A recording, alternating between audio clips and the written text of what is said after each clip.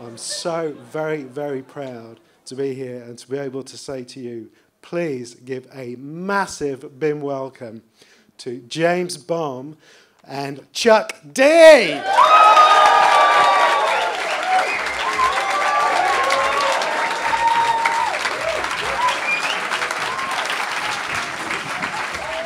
We always look forward to coming to Brighton because it was away from the, the intensity of London. We get close, and we always played a big venue here in the UK. The biggest venue was the Brighton Centre, and just to know the history of how art academia comes about. The Beatles and the Rolling Stones, post World War II, they said, you know what, we have these students who just are not going to get the normal curriculum, and they seem to be incorrigible. So why can't we figure out some kind of way to integrate knowledge, some understanding, some wisdom and education into art? So therefore the importance of art schools.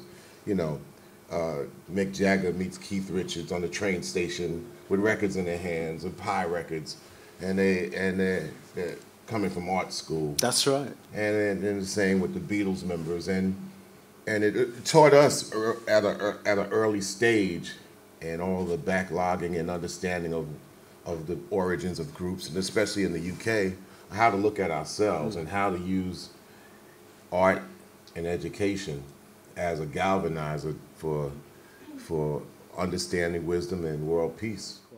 Well, that's one of the things that amazed me is like when I first came over here, that you guys was into the art, the Motown's, chess records, and I was like, wow, they just really, and then you knew the artists, the history of the artists, and that wasn't in the United States. People can like music there, but they're not into the history of it, how it started, how it began. It's just not into it. That's why when we first came over here on November 1st, 1987, in the middle of Reagan and Bush, but we came over here with our own British invasion. That's what we call the British invasion. Yeah. Hip-hop back across the world, and we carried a flag. And I said, okay, we're going to tell you the story of black life in the 70s and the 80s, and we're going to tell the world because the United States won't let it out.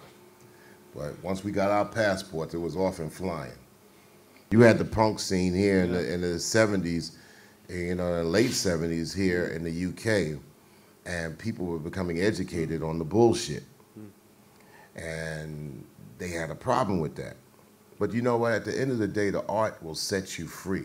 That's right. Because it'll allow you to vent through your music and your pen and your pad, allow you to come together as human beings and work some things out, even throughout the bullshit raining on you. So you can always say, you know what, I can't go out there and do the one-man, one-woman protest, but let me write a song.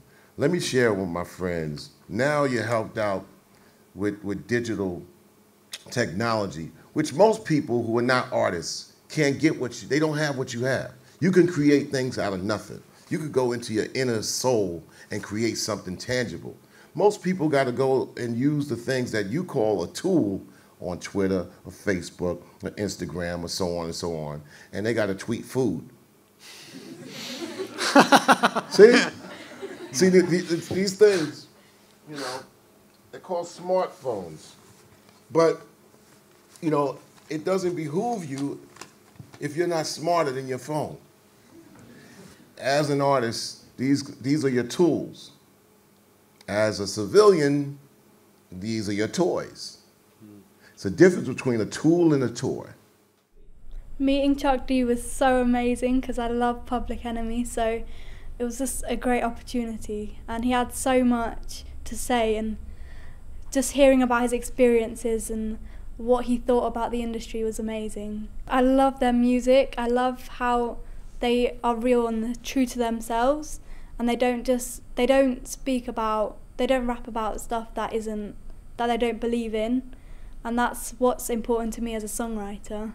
He's an influential character and he's really sure of himself. He's a really big impact on hip-hop, so to meet someone like him, and for him to be as well down to earth was quite refreshing and helped a lot for the masterclass, for the communication.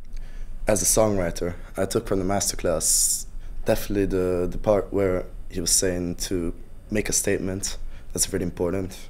We have a responsibility as songwriters. While playing with words, we have to make a statement and be sure about that statement.